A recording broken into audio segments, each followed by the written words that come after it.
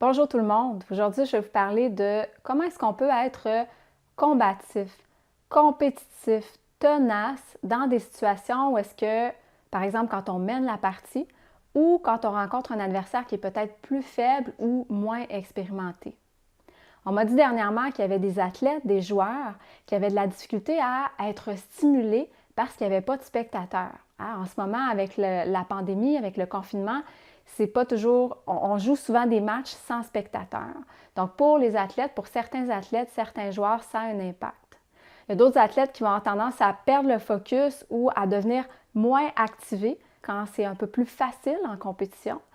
Puis, il y a d'autres athlètes aussi qui vont avoir tendance à ajuster leur jeu quand ils rencontrent un adversaire qui est peut-être moins expérimenté. Ils pourraient commencer à ralentir sur le terrain, à en donner un peu moins. Qu'est-ce qu'on peut faire dans ce temps-là? Premièrement, avant de répondre à la question, je vais vous parler d'un phénomène intéressant que j'ai lu dans le livre de Captain Class de Sam Walker, qui explique qu'il y a une étude qui a été faite en 1913 par Maximilien Ringelmann, qui a demandé à des candidats de tirer sur une corde, comme un peu le jeu de souk à la corde où est-ce qu'il y a deux équipes, puis les deux équipes tirent chacun de leur côté. Donc, il a demandé à des gens de tirer sur une corde, d'abord individuellement, puis il mesurait la force qui avait été appliquée quand la personne tirait la corde. Ensuite, il a demandé à une deuxième personne de se joindre à la première, puis de tirer la corde encore, puis il a mesuré la force appliquée par chacune des deux personnes. Puis après ça, il a ajouté une troisième personne, une quatrième personne. Puis ce qu'il a découvert, c'est que quand les gens étaient en groupe, ils avaient tendance à appliquer moins de force que quand ils tiraient seuls. Puis il a refait l'expérience avec la voix. Donc, il a demandé à une première personne de crier le plus fort qu'elle pouvait, puis il a mesuré la force de sa voix. Puis ensuite, il a demandé à une deuxième personne de se joindre à la première, puis de crier très fort, puis il a mesuré encore une fois la force de la voix. Puis il a obtenu les mêmes résultats. Quand il y avait plusieurs personnes, la force de la voix de l'individu était moins grande que quand la personne était toute seule. Puis il a appelé ce phénomène-là le social loafing, la flânerie sociale. Et ensuite, il a fait une autre expérience pour voir si on pouvait contrer le phénomène de flânerie sociale. Donc, il a demandé à une personne, encore une fois, de crier le plus fort qu'elle pouvait, mais cette personne-là devait le faire avec un coéquipier ou une coéquipière, mais juste avant que la deuxième personne entre dans la salle, il a dit à la première personne que la personne qui allait venir avec elle était une personne qui était très performante, extrêmement déterminée, qui donnait un maximum d'efforts. Et qu'est-ce qui est arrivé? L'autre personne lui avait dit la même chose. Donc, quand les deux personnes sont arrivées ensemble, puis qui ont fait le test de la voix, les deux personnes ont crié aussi fort que si elles étaient toutes seules. Donc, c'est là qu'il a découvert que quand on avait un modèle, quand on était témoin de quelqu'un qui donnait un maximum d'efforts, de quelqu'un qui était extrêmement tenace, on avait tendance à produire plus d'efforts. Puis ensuite, toujours dans le livre de Captain Class, Sam Walker donne un autre exemple dans le sport avec Carles Puyol en soccer. Il dit que ses coéquipiers disent de lui que c'est quelqu'un qui, peu importe s'il joue contre une équipe plus faible, dans le livre il dit une équipe médiocre, il va courir comme s'il jouait la finale de la Ligue des champions.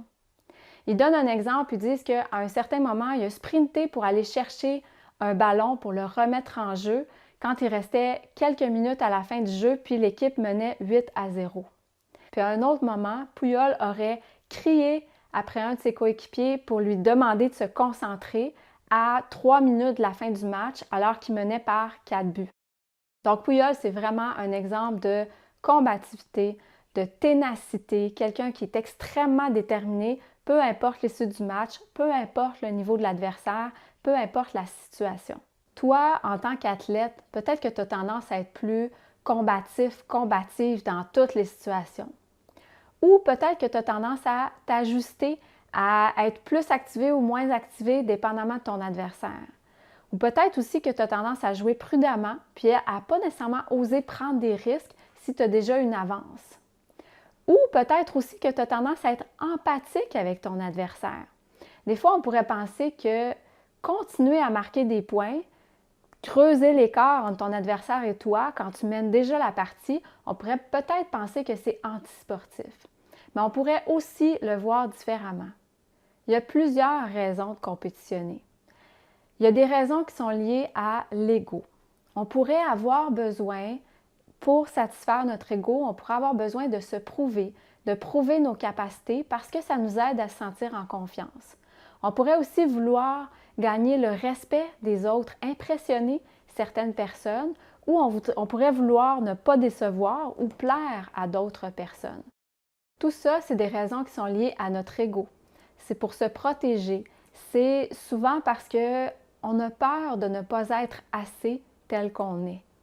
Mais si on se détache de l'ego, des médailles, si on n'a plus besoin de se prouver ou si on n'a pas nécessairement envie de plaire aux autres, qu'on n'a pas besoin, qu'on ne ressent pas le besoin d'impressionner, à quoi est-ce que ça pourrait servir la compétition?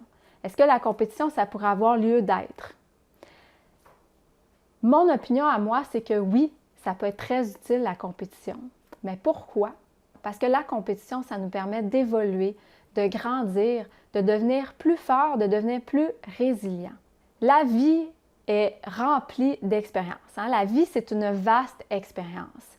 Puis pour moi, dans ma vie, j'ai toujours voulu, ultimement, j'ai toujours voulu évoluer vers plus de bien-être, de joie, puis de santé. Ça a toujours été mon grand but. Donc, ce que je voulais dans la vie, ce que je veux dans la vie, c'est plus de bien-être, plus de joie, plus de santé. Mais pour arriver là, on vit des émotions, puis on apprend à réguler nos émotions. On vit des défis, puis on apprend à surmonter les défis. Puis avec le temps aussi, on développe des connaissances puis des compétences. C'est ça la vie. Puis la compétition, ça nous apporte tout ça. Donc la compétition, c'est une façon, c'est un peu une autoroute de la vie. Ça nous permet d'avancer encore plus vite. C'est un outil extraordinaire pour nous permettre d'évoluer en tant qu'athlète, mais aussi en tant qu'être humain. Donc quand on fait de la compétition, on fait face à un adversaire ou à plusieurs adversaires qui nous donnent une opportunité de nous réaliser puis d'avancer dans notre vie.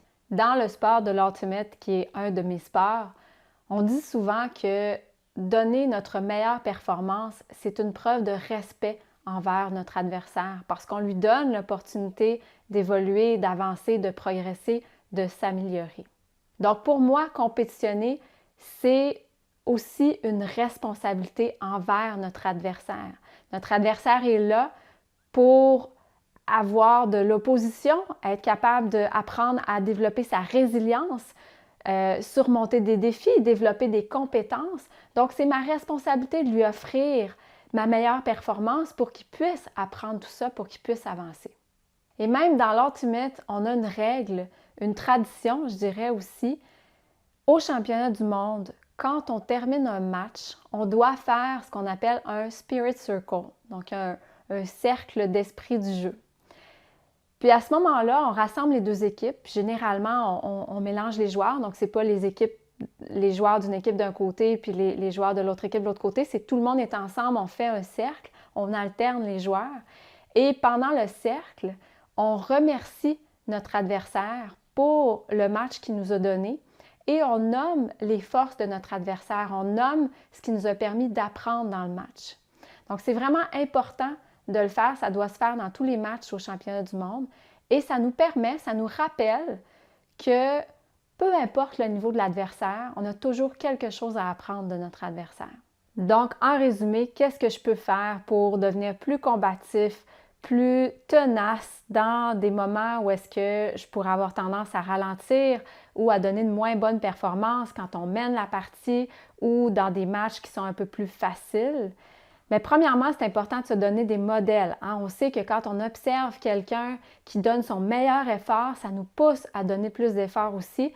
Donc, en sport d'équipe, je peux choisir quelqu'un dans mon équipe. Puis, en sport individuel, je peux choisir un modèle, regarder, observer des joueurs, des athlètes qui sont extrêmement tenaces, extrêmement déterminés, peu importe la situation, puis m'en inspirer quand je pratique mon sport. Deuxièmement, rappelle-toi que compétitionner, c'est respecter ton adversaire, c'est lui donner ton meilleur effort pour lui permettre d'avancer, lui permettre de progresser. Et troisièmement, Je t'invite à te placer dans une attitude de gratitude par rapport à ton adversaire pour l'opportunité qu'il t'offre en ce moment de donner le meilleur de toi-même, de progresser dans ton sport, de t'améliorer, de relever des défis, puis reconnais et respecte les forces de ton adversaire. Voilà, j'espère que mes conseils te sont utiles. Si oui, aime la vidéo, partage, abonne-toi à ma chaîne et sur ce, je te souhaite un bon entraînement, un bon coaching si tu es entraîneur et à bientôt.